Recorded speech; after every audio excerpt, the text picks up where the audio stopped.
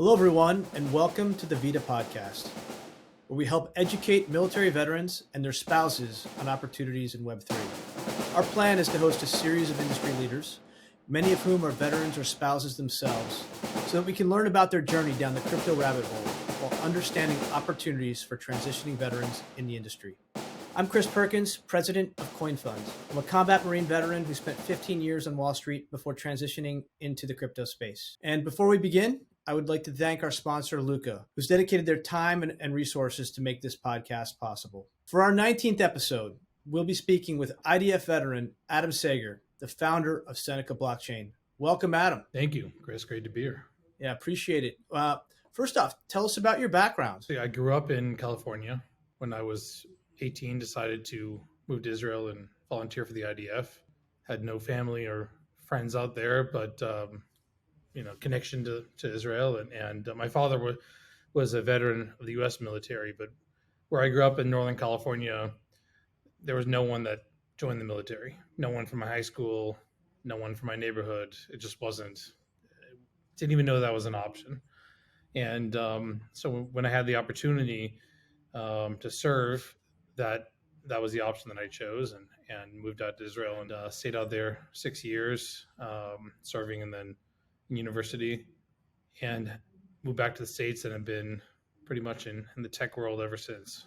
Wow, it's quite a transition to go from Northern California to Israel. Can you unpack your military experience? What was that like? Well, I ended up in a unit that's essentially a combat scouting unit connected to the army in Israel, and small teams that were trained for warfare. In Israel, there's always a conflict, but there's not always war. And war, with standing armies is a little bit different than anti-terror or other kind of campaigns that are ongoing all the time.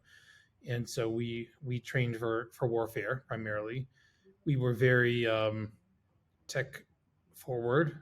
So, this is back in the 90s, and we had lots of computer equipment and GPS tools and others that were military grade, and of course, and helped us pinpoint troop movements and communicate effectively across the country. And so it was kind of a foray into technology, but very much from a combat perspective. I imagine that's had some application in the future. So you completed your military service. You said that was 6 years? Military was a little over 2 years, 2.5 years. 2 years, right? And then university was the rest of the time, rest of the 6 years. So you transitioned from the military into university, right? How was that transition? After that, I just after the military, I learned Hebrew in the military. Didn't grow up speaking. Wow. And so the choice was to come to the school in the U.S. 3 years after, my buddies who were in school and universities across the U.S., or stay in Israel and, be the same age and same experience as everyone. So I decided to do that, but had to figure out a much deeper understanding of the language before. Kind of learned on the fly. I'd say I'm still learning to this day. But it was great. I studied philosophy and logic. The subjects I always knew I wanted to study, and I'm biased, but I think among the more important subjects to study in university. And so it was a fantastic experience, a very different kind of university experience in Israel than in the U.S., but challenging and rewarding. So I know in the United States, when a lot of folks transition out of service to university, oftentimes there aren't too many other veterans around on campus. Is the experience different in Israel? I know that there's a lot of folks who do serve. And so were many of your classmates then also folks with military backgrounds? All of them. So yeah. That's the difference. The entire country, men and women, serve. So when you're in university, it does a few things. First, it makes the experience more serious. So people they're there because they choose to be there and they want to learn. They're not there. People like to have fun, but it's much different from the U.S. Unfortunately, we don't have the levels of parties and fun. And I was there living by myself, not with my family, and wanted, unlike a lot of Israelis who may live at home or go home on the weekends, but they were all military, and so when you finish military in Israel, you do reserve duty. When you live in the country, it's mandatory. And the whole university system is built understanding that. So if you're in reserve duty, you can retake a test the month after, or if you miss class, everyone understands it, and it's just built into the university system how to work with the military, and if you're called up, and it's entirely flexible around that military experience. So I imagine dramatically different than if you just joined university here. Super interesting. So you graduate from university and you transition. What did you do in the job force before crypto? So when I first came back to the U.S., probably like many people, post-military, post-university, I had no idea what I wanted to do. I did grow up in California, Northern California, and so I'd been coding, not well, but coding from middle school. And so I was familiar, like very into tech. By that time, I had a blog and had built a few websites, but my first job was in marketing. That was the job I got. Worked for a famous guy, John Paul DeJoria, who's he founded Paul Mitchell Hair Care Company, Patron Tequila, and a number of other companies, and was lucky enough to work for him. But I really wanted to be involved in something related to security, defense, that whole world. And so soon after 9/11, actually, I was able to, I met the head of security for Citibank at the time, who had just formed a department.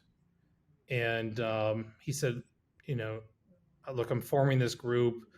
We're trying to put together all security aspects, and security meant physical security, business continuity, and what they now call cyber security. But then it was fraud and credit card fraud and IT risk and things like that. Early days of anti-money laundering, all under one umbrella. And my job back then was to help figure out how to turn that into a business and how do we integrate divisions and departments, and how do we build a security program. And so spend a few years and put together what became like a $300 million global security program, and one of the biggest in the world, if not the biggest, for any corporate entity. And that was my kind of my way of using security. And funny story, I mean, back then I met the CEO of Citi, and he saw, oh, you're Sandy Weil, a Jewish guy. He saw I was in the IDF, and he gave me a job opportunity to run security on his yacht in the Mediterranean. And the job was, look, you sit on the yacht for a year and you never leave. You don't go home, you don't do anything. You're just on the yacht for a year in the Mediterranean. And I may come there like once or twice. Otherwise, you're just on the yacht with the rest of the crew. And it was very tempting, but at that point, I was already the mindset like I need to be more serious and have something that's going to advance my career. So a little regret, but I didn't take him up on that. But I was able to spend a good 8 years or so doing the same thing, building security programs for a few dozen of the world's largest companies in mining and tech and real estate and communication companies and oil and gas and others, and just traveling around the world, helping them figure out like, all right, how do we protect our assets, our staff, our our partners, our whatever the type of company was. How do we do it in a cost-effective way? How do we protect the CEO? I was involved in kidnap and ransom activities in the whole kind of world of corporate security.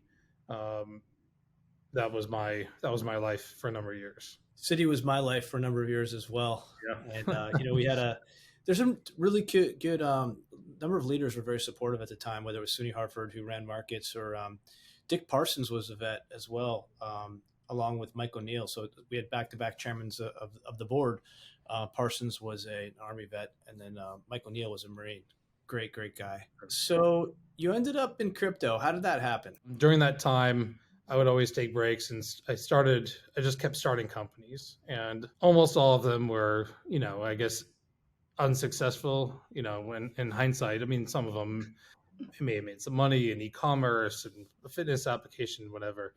And I started back in 2012 in an IoT company called Canary, and we were one of the early pioneer um, IoT companies focused on security. So it was the thesis was how do we protect people in their homes, or I guess more like how do we enable people to protect themselves. That's kind of a central theme, and we raised a ton of money and grew that company to sell products in 50 countries and everything from the Apple stores and Walmarts to to partnerships with big insurance companies and Verizon and others, and exited out of that about 5 years ago and started a nonprofit in the security sector also about 15 years ago.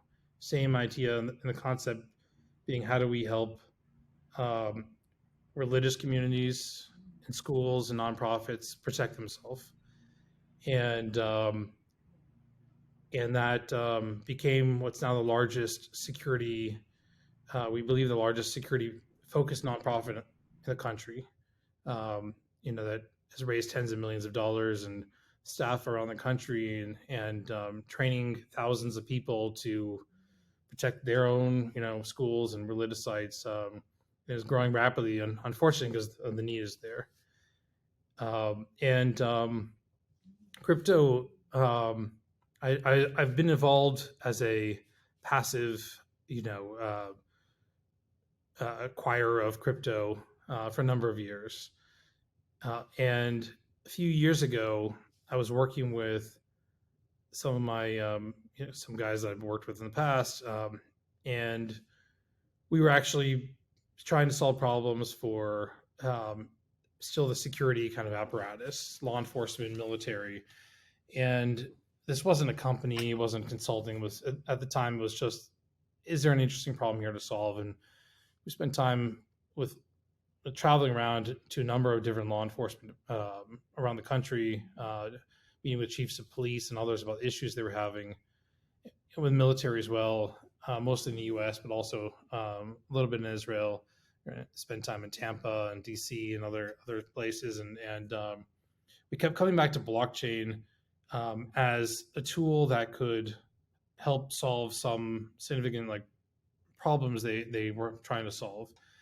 And we kept hitting more and more roadblocks with blockchain. It's a we saw it as a tool that was saying the right things, the things we believed in, like let's decentralize everything and let's create a fair world and let's get rid of the middleman and let's empower people with their own information. But then at the same time, the solutions ended up being all about either crypto, like tokens, the currency side, or some peripheral area like NFTs, and but not the military had no use of blockchain, like basically zero. I mean, the law enforcement had less than zero. We spent time with big retailers and big insurance companies who said, "Oh yeah, blockchain." We looked at that in 2018, 2019. Enterprise blockchains.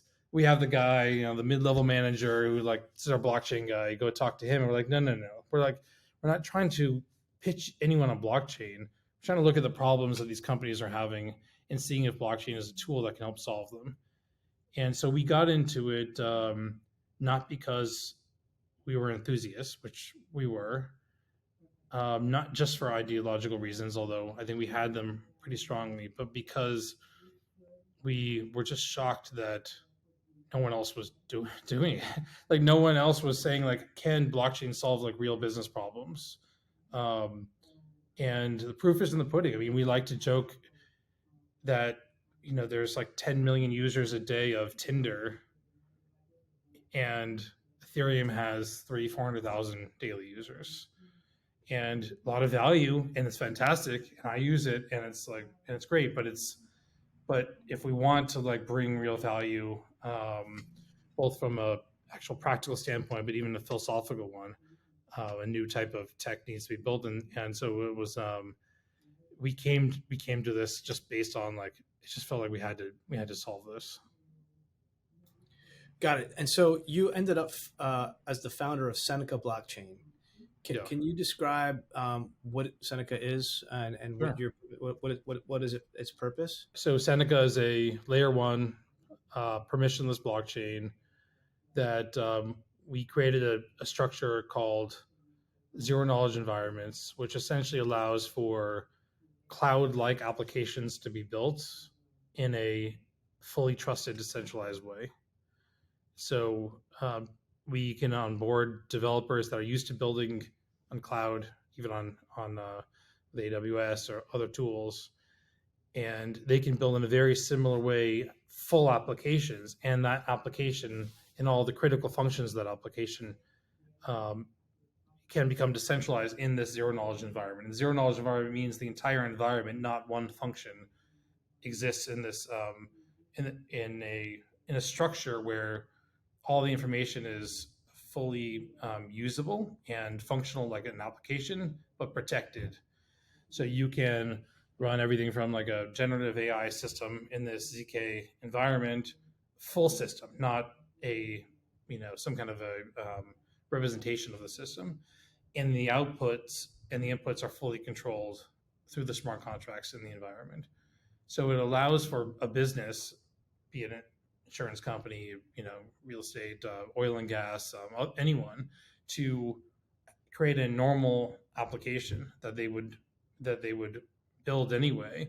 But now all the information is protected. So if you are running an app, you don't need to provide access to 10 parties for all the data. So we dramatically can reduce like cybersecurity risks. We can dramatically reduce even regulatory risks because you can run an app without actually accessing anyone's private data.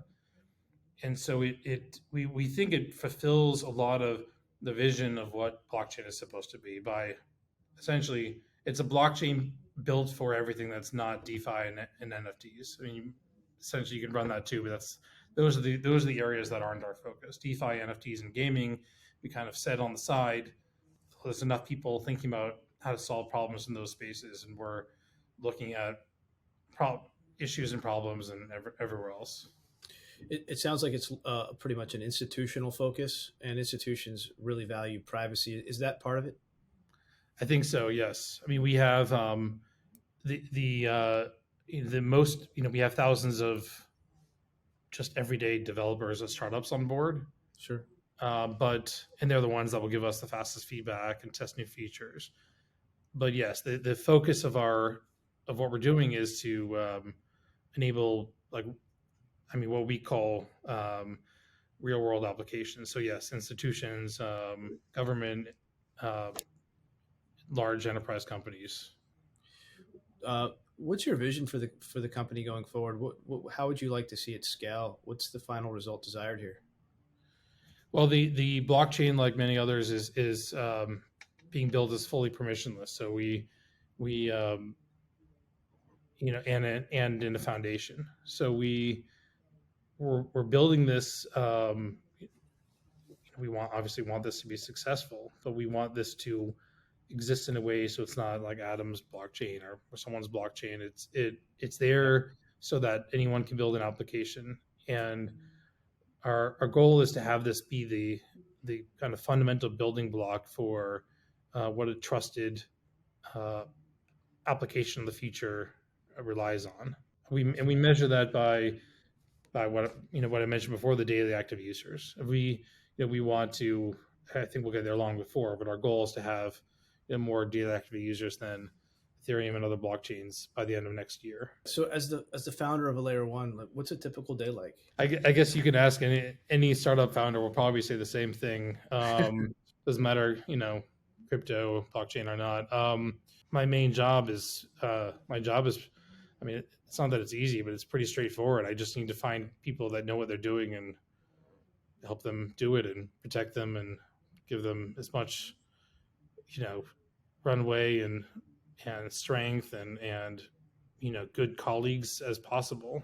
And that's really my job. It's I learned that a long time ago when I we were building like hardware products in in the previous company, and I never built hardware before, and someone asked how we were accomplishing it and doing it so well, and it was just like I'm not. I mean, I hired that guy knows how to manufacture, that guy knows.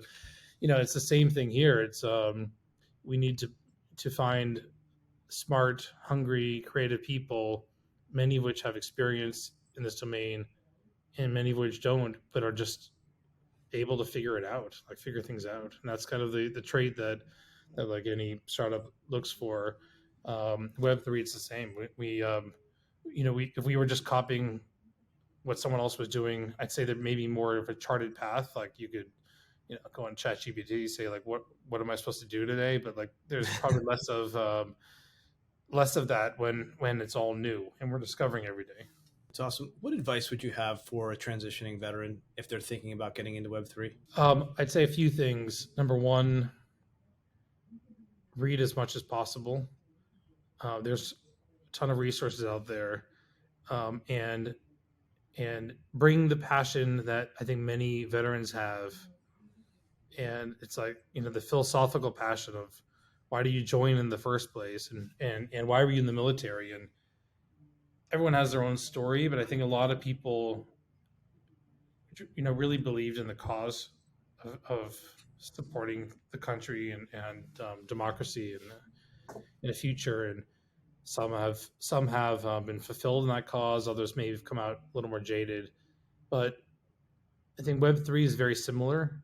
I think there's a lot of, not everyone, but there's a lot of what we call in our company like true believers. Like people are in this. I mean, I have team members who've told me they'd work for free if needed in doing what they're doing. I think for military veterans, it's start with that passion and use that passion to get educated, to learn as much as possible. And like in the military, at least where I serve, a lot of people, you could move ahead and get done what you wanted to get done if you were flexible and you volunteered and you made yourself available. And I've seen that attitude on people that I've hired in the past. We have half our team are veterans, either of the U.S. or of Israeli military. That's incredible. From junior to like to generals, like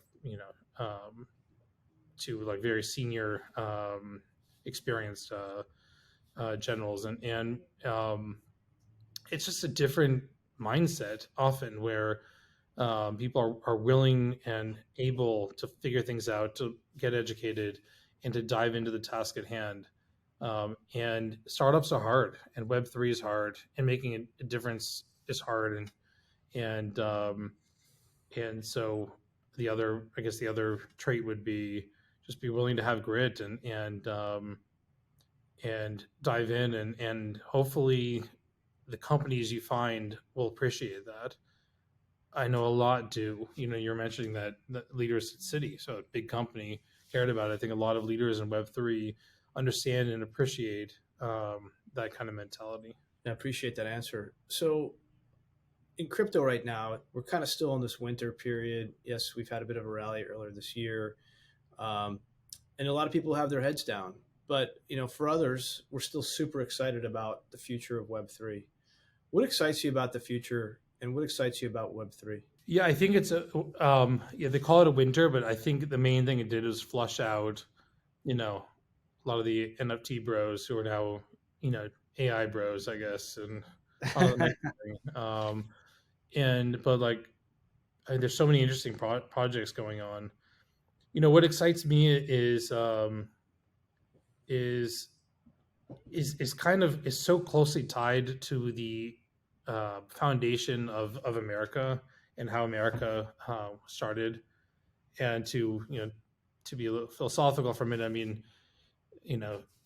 America was founded because of centralized government that tried to control people with most sometimes reasonable but often unreasonable ways, taxes and regulation and other things that They didn't have an understanding of the local population, and even if they did, they tried to exert their control and power, and it became more and more oppressive. And it's the this kind of fight against centralized bodies, from the philosophy of John Locke to the present. I mean, it's been constant, and I feel like we're very much in that same fight now. We have centralized governments that are getting more powerful. We have big companies, especially big tech, that's getting more powerful. We have AI which is fantastic. I mean, I'm not against AI or any of these things. I use it every day, different tools. But people are entering more and more private information, and companies are entering more private personal information. They're pulling more private and personal information from their customers, and this is not going to, when Google came out and said, "Oh, no, no, no, we're not going to look at any of your data." I mean, we've been there. Like we're not learning. And the world of blockchain, starting with currency, which is what decentralizing currency, the world of blockchain is the way out of that. It's a path that can give us, like, we can have our cake and eat it too. We can have the AI world of AI, and we can have the world of tech, but we can have it in a way that we don't need to give up our own, like, liberty, which is defined in a large part by this important part of our life, like our data. We don't need to give all of that up in order to get some kind of return. Doesn't mean we can never don't have to ever give anything up. There can be an exchange, but if we're empowered to understand and have control over what that exchange is, that is something that Web3 can bring, and will bring, and we're on the path to bring. We're trying to do our part at Seneca, but there's lots of parties that are involved in projects that are doing that. I mean, of course, there's a side of Web3 that's more about fun, or dare I say gambling, on the next project. But I think there's a lot of serious projects going on that can have a significant impact, that have had and will continue to have, I think, on just our everyday life. And it's it's the future. And if people are interested in, even in AI, there's the whole world of AI meets crypto, and I really believe that it even though we're in this winter period, it still is the future. 1,000% agree. I talk about this often, where Web3 allows us to put private property into the internet for the very first time. And, wouldn't it be great if we were able to take control of our own data and monetize it as we see fit? Taking Yep. sovereignty, getting sovereignty back. So 100% agree with that assessment. And it does feel like we're onto something very big. We spent a lot of time as well in the intersection of AI and blockchain. And I feel like there's going to be a pretty big battle in front of us. Is AI dominated by these closed, centralized ecosystems that create outputs in their own image and their own desire, or is it subject to open training, et cetera? So I think you're onto something, and I'm actually very excited about the technology. We see incredible founders in the space. Yeah. Great. So hey, another question. You said you have a bunch of vets on the team. Are you hiring? Do you know folks that are hiring? Any advice for people that are looking for jobs? Well, we are hiring. We're always hiring.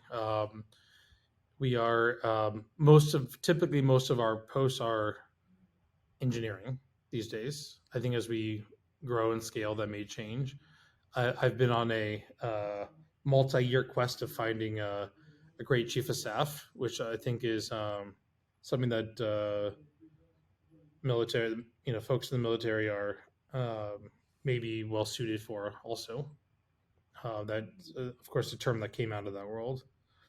Um, and what I think, my advice would be um, to not act like a millennial and be more aggressive in the job search process. I mean, I can't tell you how many. I mean, the number of applicants that we have now compared to a year ago is 10x. It's just, Wow. I mean, it's the market is different. I mean, I guess we're bigger and growing and more visible, but the number of applicants that do anything beyond just hitting submit in the resume is almost is close to zero. And there are easy ways to stand out.